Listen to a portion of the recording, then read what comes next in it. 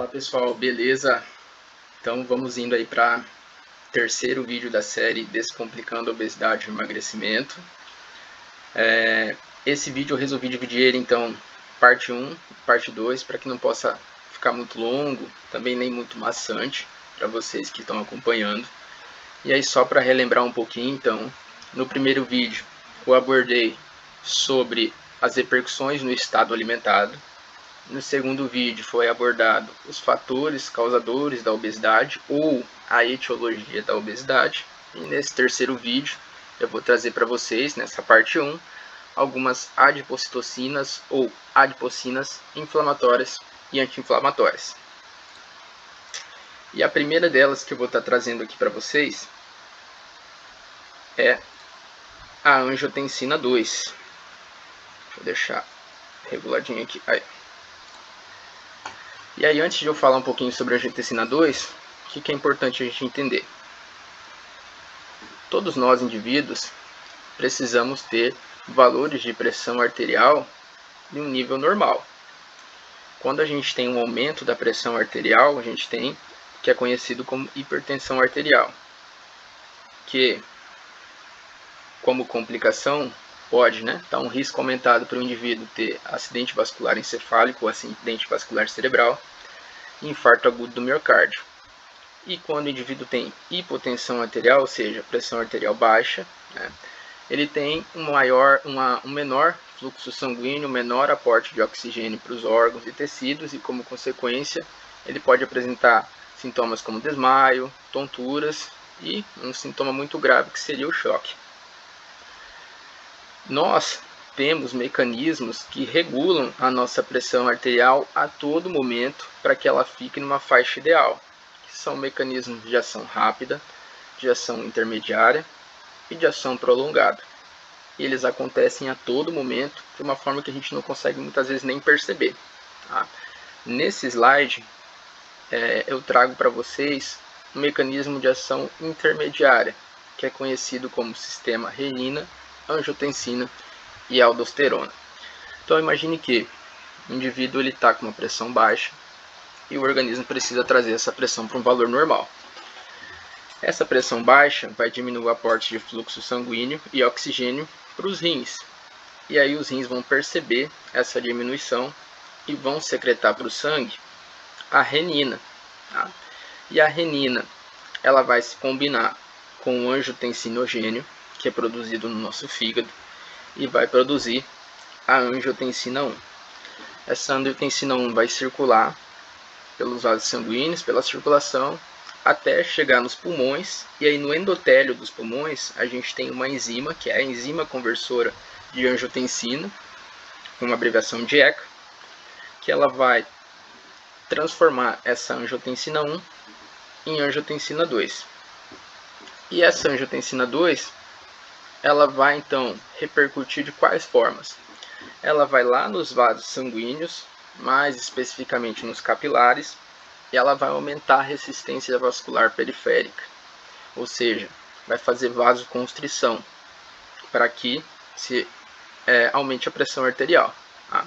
Além disso, ela também vai nos rins, sinalizando para os rins que eles devem reter então mais sódio e água. Quando os rins reterem mais sódio e água, vai haver um aumento do volume sanguíneo ou aumento do volume plasmático e, como consequência, também o aumento da pressão arterial. Tá? Além disso, também, a angiotensina 2 ela vai atuar lá nas suprarrenais, que são glândulas que ficam um pouquinho acima dos rins. Tá? E essas suprarrenais elas vão secretar a aldosterona, que também vai sinalizar nos rins para que eles retenham mais sódio e água. Tá? E aí, com isso, então, o indivíduo que estava com a pressão arterial baixa, ela vai voltar no valor normal, e aí os rins vão parar de secretar a renina. Tá? Esse é um mecanismo de ação intermediária, sistema renina, angiotensina e aldosterona, que acontece a todo momento em nós, em todos os seres vivos. Indivíduos com obesidade, principalmente obesidade abdominal, eles vão ter um aumento na secreção de angiotensina 2, mesmo quando o valor da pressão arterial vai estar normal. Então essa cascata aqui, ela vai estar muito aumentada. E aí, como consequência, o indivíduo obeso, ele vai ter uma maior predisposição para a hipertensão arterial, né? E aí, como consequência, ele tem um risco muito mais aumentado para acidente vascular cerebral e infarto agudo do miocárdio, né? As complicações da hipertensão. Uma segunda adipocitocina é o inibidor do ativador de plasminogênio, conhecido também como PAI-1. Tá?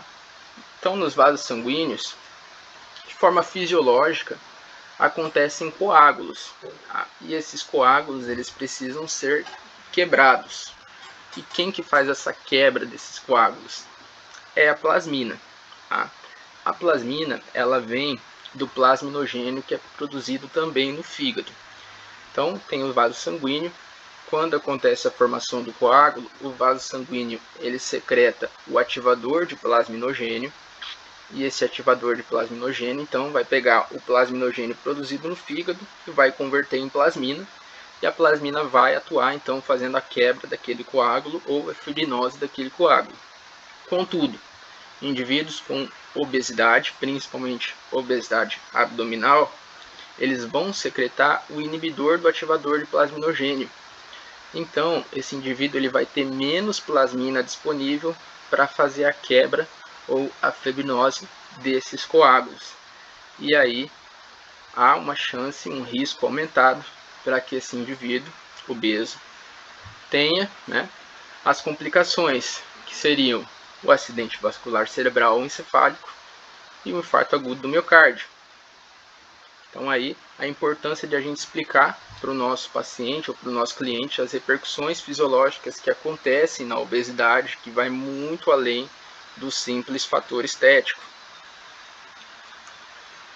E por último, eu vou estar trazendo aqui para vocês um pouquinho da leptina. Então a leptina ela é secretada pelo próprio tecido adiposo, né, e ela vai agir no sistema nervoso central, inibindo os neurônios orexígenos. Esses neurônios orexígenos estão associados à fome. Tá? Eu trouxe dois deles aqui, que é o neuropeptídeo Y e a proteína gênia Gold. Tá? Então, indivíduos com excesso de tecido adiposo secretam em maior quantidade a leptina, mas o nosso organismo ele é inteligente. Como tem mais leptina disponível na circulação sanguínea, há uma diminuição dos receptores da leptina lá no sistema nervoso central, que é conhecido como mecanismo down regulation, ou seja, eu não preciso ter tantos receptores disponíveis porque eu tenho muita leptina circulante, né? E aí então há uma diminuição desses receptores. Mas ainda a gente tem receptores disponíveis, eles ficam disponíveis, não é cessado todos os receptores. Só que quando a leptina se ligar nesses receptores que ficaram disponíveis, né, muitas vezes a comunicação, a sinalização que acontece após essa ligação, ela não acontece de forma adequada, né? E aí, como consequência, então, esse paciente ou esse cliente com sobrepeso e obesidade, principalmente obesidade abdominal, ele vai ter um mecanismo de saciedade, em controle da ingestão prejudicado, né? E aí é importante que o profissional da nutrição, o profissional nutricionista, ele entenda essas repercussões fisiológicas da obesidade para que ele possa traçar o planejamento nutricional e o seu plano alimentar de uma forma adequada, mas muito além disso, para que ele também possa explicar para o seu paciente ou para o seu cliente essas repercussões fisiológicas que estão acontecendo nele, porque muitas vezes o indivíduo acredita que às vezes a culpa é dele por falta de motivação, por falta de vontade, que às vezes ele come porque ele quer comer mesmo, né? Ou seja, ele não consegue cessar essa fome, né? Mas muitas vezes não vem dele, né? E acontece então de uma forma que ele nem consegue controlar, porque é devido às falhas nessa sinalização que acontece, né? Então, quando o profissional ele explica para o seu paciente ou para o seu cliente o que está acontecendo com ele, o que está acontecendo no organismo dele, isso pode até ser uma forma de motivação para que o paciente ele consiga se manter firme na dieta ou no planejamento que o profissional vai estar traçando com ele, né, ao longo do acompanhamento, para que ele possa gerar ali os resultados esperados, né? Porque os estudos mostram que a grande dificuldade, na verdade, não é perder o peso e diminuir o tecido adiposo, mas que indivíduos com obesidade crônica, a principal dificuldade é manter essa perda de peso e essa manutenção, porque no longo prazo, muitas vezes, ele acaba tendo um reganho de peso e às vezes até muito mais do que ele estava no estado anterior. Tá? Então, não basta hoje em dia o profissional apenas se atentar a questões sobre low carb, sobre dieta cetogênica, sobre dieta hiperproteica, low fat, comer de 3 em 3 horas, gastar mais e comer menos, né? É preciso ter essa visão um pouco mais ampla dessas repercussões que acontecem no organismo do indivíduo, né? Para que o profissional possa entender e aí sim usar todas essas ferramentas que eu comentei com o seu cliente, com o seu paciente, né? Para que ele possa ter o resultado esperado e também para que ele possa mostrar para o seu paciente, para o seu cliente, que a obesidade, muitas vezes, o paciente vai ver apenas como uma questão estética, mas que, além disso, é sim um problema de saúde pública, né, que pode levar num longo prazo, num médio e longo prazo, o indivíduo a óbito. Né?